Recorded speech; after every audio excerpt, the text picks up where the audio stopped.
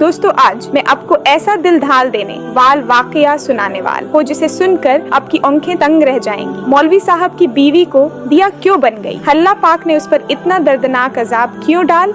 क्यों उस औरत को अबरत का एक निशान बना दिया? ये कहानी इन औरतों के लिए है जो अपने मर्दों को छोड़कर गैर मर्दों के साथ जना करती है। वीडियो को लाइक करें और चैनल को सब्सक्राइब करना न भूलें। दोस्तों, जहाँ मर्दों को औरत का मुहाफिज करार दिया गया है, वही जमाने जाहिल की तमाम रस्म और रवाज को खत्म करते हुए उस आलम में औरत को इसका अपना एक मकाम और मर्तबा दिया गया है। जितनी इज्जत इस आलम में औरतों को दी गई है, इतनी किसी दूसरे मजहब में औरतों को इज्जत है नहीं दी गई है। लेकिन जब भाई औरत कोई गुनाह का काम अंजाम देती है तो अबरत का निशान भी बन जाती है। आज की ये वीडियो एक ऐसी ही खातून के बारे में है जिसे सुनकर आपके रोंगटे खड़े हो जाएंगे। ये बांग्लादेश के शहर ढाका में पेश किया, जहाँ पर मुसलमान कथीर तादाद में रहती थी।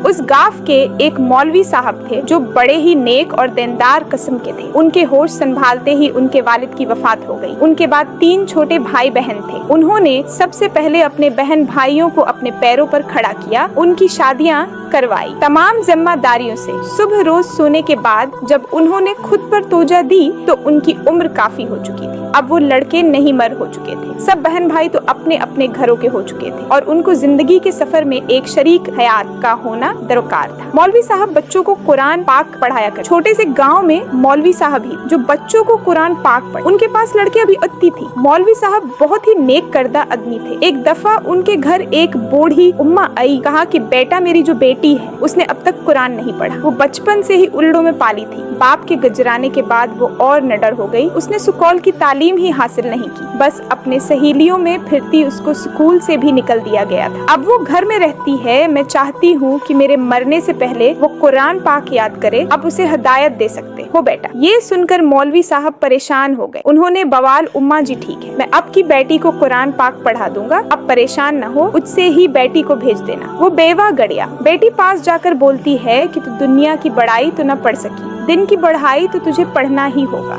इस लड़की ने हमें सरहा लिया। फिर उसी दिन से वो उनके पास कुरान पाक पढ़ने जाया करती। कुछ दिन बाद उसने कुरान पाक खत्म कर दिया। बीवा औरत एक दफा मौलवी साहब के घर आई और कहा, बेटा मैं एक बात कहना चाहती हूँ, पुराना मानना, मैं अकेली बीवा औरत हूँ। मेरा उस दुनिया बेटी के सिवा कोई नहीं है। मेरी ख्वाहिश है कि मेरी बेटी की शादी एक नेक दिन दरा आदमी से हो। मेरी बेटी से निकाह कर ले। बेटा तेरे भी तो जिम्मेदारी खत्म हो गए हैं। ये खातून नेक थी। सब गांव के लोग उसकी इज्जत क्या करते थे। फिर ये बोलकर बढ़िया रोने लगी। मौलवी साहब ने एक इंसान थे, उन्होंने हाँ बोल दिया। गांव के लोग भी यही चाहते थे कि मौलवी साहब की अच्छी जिंदगी हो। आखिरकार उनकी भी शादी गांव की बढ़िया की लड़की के साथ कर दी गई। मौलवी साहब के यहाँ किसी भी चीज की कोई कमी नहीं थी। उनके पास खुदा के फजल करम से सब कुछ मौजूद था। वो उसे रुखसत करके अपने घर साथ ले हुए। वो लड़की अच्छी थी। दोनों अच्छे से जिंदगी गुजारने लगे। एक दिन बढ़िया खातून का इंतकाल हो गया। अब वो लड़की में कि नहीं जाया करती थी क्योंकि उसकी माँ ही थी जो उसे बालिया करती थी। अब वो मौलवी साहब के घर रहती। चंद रोज बाद मौलवी साहब ने नोटिस किया कि उनकी बेवी बाल वजह ही सजी सुनौरी रहती है। हर वक्त चेहरे पर मेकअप किए हुए वो खुद को संवारने में लगी रहती है, जबकि घर का यूं ही हाल बुरा होता है।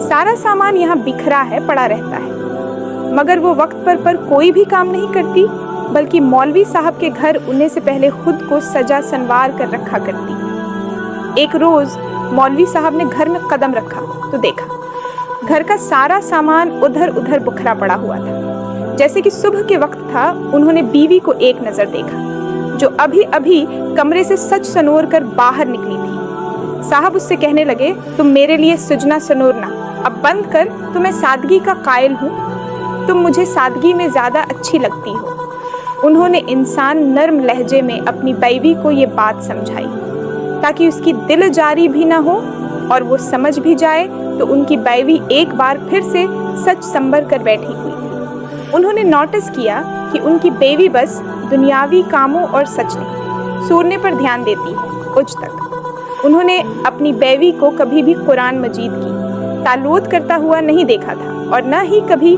नमाज पढ़ते हुए देखा था। मौलवी साहब इंसान तबीयत के मालिक थे। अपनी बीवी से कहने लगे, तुम इबादत भी क्या करो। یہی عورت کا زیور ہوتا ہے اور یہی اخرت میں کام ہونے والی چیز ہے، مگر ان کی بیوی ایک کان سے سن کر دوسرے کان سے بات کو نکال دیتی۔ یہ دیکھ کر ملک صاحب کا دل بہت دکھی ہوتا۔ ان کی بیوی حام ہوئی تو انہیں اپنے ہونے والے بچے کی فکر ستانے لگی۔ ماں نیک اور صوم و صالت کی پابند ہو تو اوالد بھی ویسے ہی ہوا کرتی ہے۔